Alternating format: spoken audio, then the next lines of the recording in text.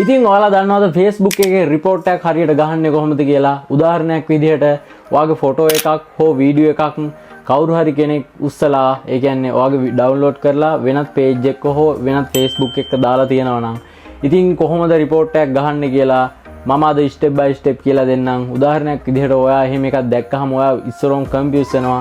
ඉතින් ඔයාට යාළුවන්ට ෂෙයා කරලා මේකට report එකක් ගහන්න කියලාම හැම තැනටම ෂෙයා කරනවා. ඉතින් එහෙම කරලත් ඔයාට අයින් කරගන්න බෑනේ. ඉතින් මම අද කියලා දෙන්නම් කොහොමද එකපාරින් report එකක් ගහන්නේ කොහොමද කියලා. ඉතින් බලන්න step by step මම කියලා දෙනවා. වීඩියෝ එකට යන්න කලින් මාව subscribe කරලා නැත්නම් subscribe කරන්න.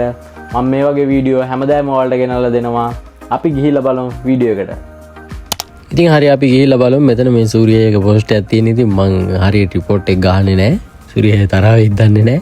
මම මේක ගහන්නේ නැහැ. ඉතින් උඩ තියෙන ඩොට් තුන ක්ලික් කරන්න ගිහිල්ලා ඉතින් report photos කියන එකට යන්න. වීඩියෝ එකක් වුණත් ඔහොමම තමයි report photos මේ photos කියන එක හරි වීඩියෝ කියන එක ගිහිල්ලා ඉවරලා යට තියෙන මේ යට ඉඳලා උඩ දෙවෙනි property කියලා තියෙනවා. ඉතින් ඒක ක්ලික් කරන්න. ක්ලික් කරාට පස්සේ මෙතන continue දෙන්න. තුන්නට පස්සේ මෙතන පොඩ්ඩක් පල්ලෙහාට ගිහිල්ලා මෙතන copyright form Facebook කියන එක දෙන්න. මේ දෙවෙනි කොටසේ තියෙන. ඉතින් මෙතනින් දෙන්න I am right on කියන එක දෙන්න මෙතන. දුන්නට පස්සේ මෙතන ඔයා මෙතන මේක ෆිල් කරන්න කලින් අදාළ country එකට අනුව මේ මෙතන dashboard එක වෙනස් වෙනවා. ඒ හින්දා මෙන්න මෙතන ඔයා මම මේ පෙන් ක්ලික් කරන තැන ක්ලික් කරලා ඔයා මෙතන ඔයා ඉන්න country එක තෝරන්න. මුලින්ම කරන්න ඕන. දැන් මම මෙතන තෝරනවා මම ඉන්න country එක. එතන දුන්නාට පස්සේ ඔන්න මගේ dashboard එක දැන් වෙනස් වෙනවා. මෙන්න මෙතන තමයි තියෙන්නේ. මෙතන දැන් ආයෙ ඔයාගේ country එක දෙන්න. ඉන්න country එක. අදාළ රට දෙන්න. මම ඉතින් ඉන්න එක දෙනවා. මෙතන දෙන්න yes කියන එක. දුන්නාට පස්සේ මෙතන ඔයාගේ සම්පූර්ණ නම දෙන්න මෙතන. මම දැන් මෙතන නිකන් ටයිප් කරනවා ඔයාලට පෙන්නන්න. ඊට පස්සේ මෙන්න මෙතන තමයි වැදගත්ම දේ.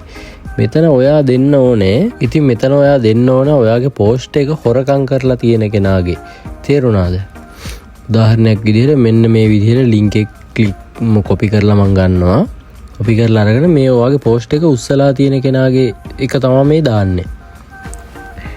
එයාගේ link එක දාලා ඉවරනාට පස්සේ දෙවෙනි box එකේ දාන්නේ ඔයාගේ original link එක. ඔයාගේ post එක දාලා තියෙන link එක හෝ ඔයාගේ account එකේ link එක මෙතන දෙන්න. ඊට පස්සේ මෙතන මොකද්ද සිද්ධ වෙලා තියෙන්නේ කියලා මේ තුන්වෙනි box එකේ දෙන්න. ඒ කියන්නේ මගේ post එක උස්සලා මෙන්න post එක උස්සලා මෙන්න මෙහෙම දාලා තියෙනවා කියලා ඔයා විස්තර කරලා මෙතන ලියන්න ඕන. ඉතින් message එක මම මේ විදිහට මම copy කරා ගන්නම්. ඊට පස්සේ මෙතන මේ ටික එක දාන්න එපා. ඊට පස්සේ ඔයාගේ full name එක මෙතන type කරන්න. ඊට පස්සේ ඔයාගේ email එක මෙතන දෙපාරක් දාන්න. දැම්මට පස්සේ verification කරන්න එනවා. ඒ කියන්නේ request code එකක් ගන්න එනවා. දැන් මම මෙතන දානවා email එක. මෙහෙම කොළපාට ටික දෙක වැටෙන්න ඕන මේ උඩ box එකේ යට box එකේ දෙකේම.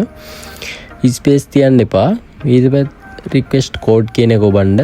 ඔයාට Gmail එකට කෝඩ් එකක් එනවා. ඒ කෝඩ් එක අතන ටයිප් කරන්න. මෙන්න මේ විදිහට මම පෙන්නන්නම් ඔයාලට Gmail එකට ගිහිල්ලා. ඊට පස්සේ මෙතනින් copy කරලා ගන්න. ගිහිල්ලා මෙතන copy paste පාරක් දාන්න. දැම්මට පස්සේ එතන ටික කොළපාට ටික එක වැටෙන්න ඕනේ. ඊට පස්සේ ඔයාගේ full name එක මෙතන type කරන්න. submit කරන්න. එතකොට මේකේ වැඩේ සම්පූර්ණයි. එතකොට ඒක සබ්මිට් කරාට පස්සේ ඔයාගේ Gmail එකට එනවා එයාලා ඒක රික්වෙස්ට් එක බාරගත්තා කියලා. ඉතින් වීඩියෝ එක අවසාන වෙනකම් බලපු ඔයාලට බොහොම ස්තුතියි. ඉතින් මාව subscribe කරලා නැත්නම් subscribe කරන්න. Thank you very much. ගිහිල්ලා එන්නම්. සුබ දවසක්.